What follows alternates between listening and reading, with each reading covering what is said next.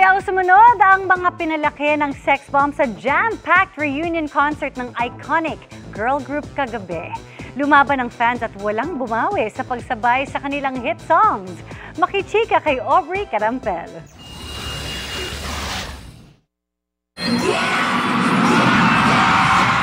Opening pa lang nang tumatak nilang sigaw na Get Out! Napahiyaw na rin ang mga pinalaki ng sex bomb.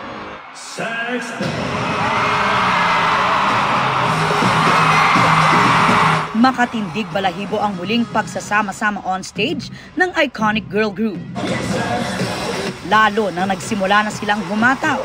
Sina Rochelle, Jopay, Ira, Mia, Yvette, Monique, Weng, Sunshine, Cheche, Aifa at ang iba pang sex bomb girls.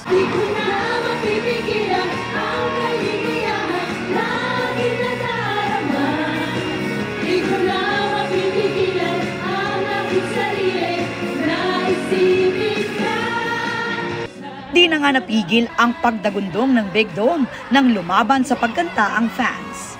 Walang bumawi ng energy habang sumasabay sila sa dance hits ng grupo. Napa-throwback ang lahat kahit sa kanya-kanyang moment ng sex bomb members on stage.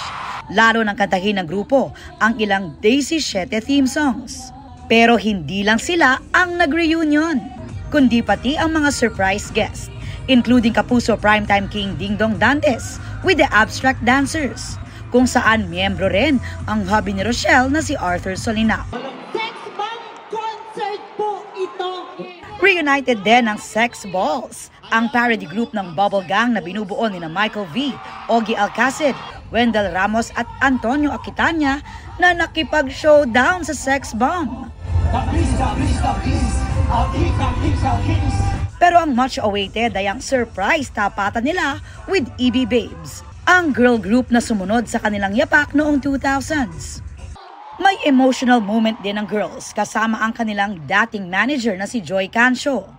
Tila di maubos-ubos ang pwedeng kantahan ng Bakit Papa dahil sa mga guest tulad ni Joshua Zamora, Mark Bautista at Power Impact dancers. Pataas ng pataas ang energy at halos wala nang nakaupo bago matapos ang gabi with the finale spaghetti song.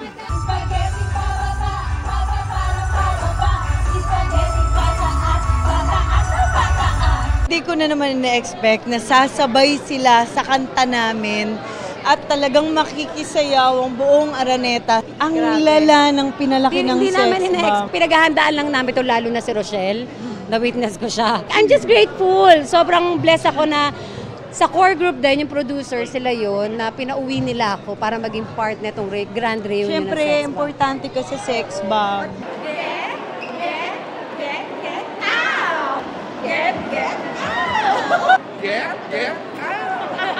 Mula ordinary fans hanggang celebrities, marami talagang pinalaki ang sex bomb. Mga Christmas parties namin, birthday parties, yan ang mga sinasayaw namin ng cousins ko. So, alam ko yan by heart, yung mga kanta nila. Masasabing pop culture trailblazers ang grupo at much needed para sa fans ang reunion. Kaya naging very emotional kami on stage kasi yung wala nga kaming closure talaga eh. Bigla lang kami nawala para sa mga fans.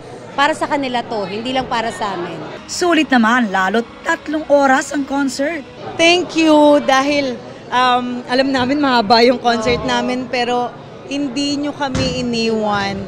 At sinold out nyo. Maraming salamat po sa lahat ng pinalaki ng sex bomb. Yung ginalaw namin ang baso, oh my gosh, dumating kayo at nagpakita kayo sa amin to support us. Maraming salamat po.